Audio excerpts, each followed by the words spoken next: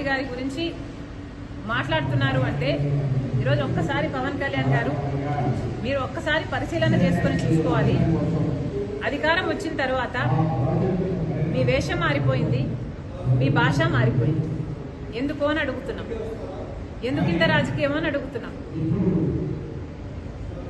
ఉన్నతమైన హోదాలో ఉన్నారు మీరు, బాధ్యత కలిగిన డిప్యూటీ చీఫ్ మినిస్టర్గా ఉన్నారు మీరు.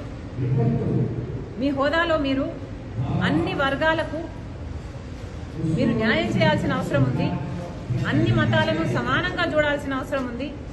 అలాంటి మీరు ఈరోజు ఒక మతమే ముఖ్యము అన్నట్టు మీరు వ్యవహరిస్తున్నారే, ఇదేమైనా పద్ధతిగా ఉందా? డిప్యూటీ చీఫ్ మినిస్టర్గా ఉన్న మీరు ఈరోజు మీరు ఒక మతానికి చెందిన వేషాన్ని వేసుకొని, ఆ బట్టలు వేసుకొని మీరు అఫీషియల్ డ్యూటీస్ చేస్తుంటే మిగతా మతాల వాళ్ళకి అభద్రతా భావం కలగదా? ఏం ఆలోచిస్తున్నారు సార్? అసలు జనసేన పార్టీ అన్నది ఒక సెక్యులర్ పార్టీ అన్న ఉద్దేశం ఉండేది మాకు. కానీ ఈరోజు అర్థమవుతుంది ఇది కూడా ఒక రైటిస్ట్ పార్టీ అని. ఏం అవసరం అని అడుగుతున్నాం. అసలు ఆర్ఎస్ఎస్ సిద్ధాంతం కదా ఇది. మతం అడ్డు పెట్టుకొని రాజకీయాలు చేయడం అన్నది ఆర్ఎస్ఎస్ సిద్ధాంతం. ఆ సిద్ధాంతాన్ని బీజేపీ అనుసరిస్తుంది అంటే అర్థం ఉంది. మీరెందుకు ఆ సిద్ధాంతాన్ని ఎత్తుకున్నారు? మీరు కూడా బీజేపీ లాగా ఏమైనా ఆర్ఎస్ఎస్ మీరు కూడా ఏజెంటా, డబుల్ ఏజెంటా? మోడీ డైరెక్షన్ లో కదా జరుగుతున్నది యాక్టింగ్ అంతా.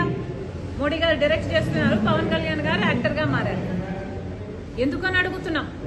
మీరా రాహుల్ గాంధీ గారి గురించి మాట్లాడేది ఏమైంది సార్? మణిపూర్లో క్రైస్తవుల ఊచకోత చేస్తే బీజేపీ పార్టీ, ఇదే మోడీ గారు ఎందుకు మాట్లాడలేదు మీరు? మరి ఇప్పుడు ఒక మతమే ముఖ్యమన్నట్టు మీరు మాట్లాడుతున్నారే, మరి ఆ మతానికి చెందిన వాళ్ళు మనుషులు గారా? ఆ మతానికి చెందిన వాళ్ళు మీకు ఓట్లు వేయలేదా? మీరు రోజు ఒక హోదాలో ఉన్నారు, ఒక పదవిలో ఉన్నారు, కనీసం ఆలోచన కూడా లేకుండా మీరు మిగతా మతాలు ఏవి ఇంపార్టెంట్ కాదన్నట్టు ఒక మతాన్నే భుజాన వెతుకుంటే మరి మిగతా మతాల వాళ్ళంతా ఏమనుకోవాలండి మిమ్మల్ని?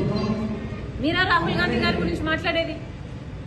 ఒక పక్క ఊచకోత జరుగుతుంటే ఇంకో పక్క రాహుల్ గాంధీ గారు బీజేపీ పార్టీ మణిపూర్లో ఊచకోత చేస్తుంటే, గౌతరాలైనా మణిపూర్ అయినా దీనికి అంతటికీ కారణం బీజేపీ పార్టీ కాదా? ఒక పక్క బీజేపీ పార్టీ అంత నీచంగా అంత ఇదిగా చేస్తుంటే ఇంకో పక్క రాహుల్ గాంధీ గారు ప్రేమ కోసం, ఐక్యత కోసం, సోదర భావాన్ని పెంచడం కోసం కన్యాకుమారి నుంచి కశ్మీర్ వరకు 1000 కిలోమీటర్లు పాదయాత్ర చేశారు. ఆయన గురించి మాట్లాడుతున్నారు మీరు అంటే మీ స్థాయిని మీరే దిగజార్చుకుంటున్నారు.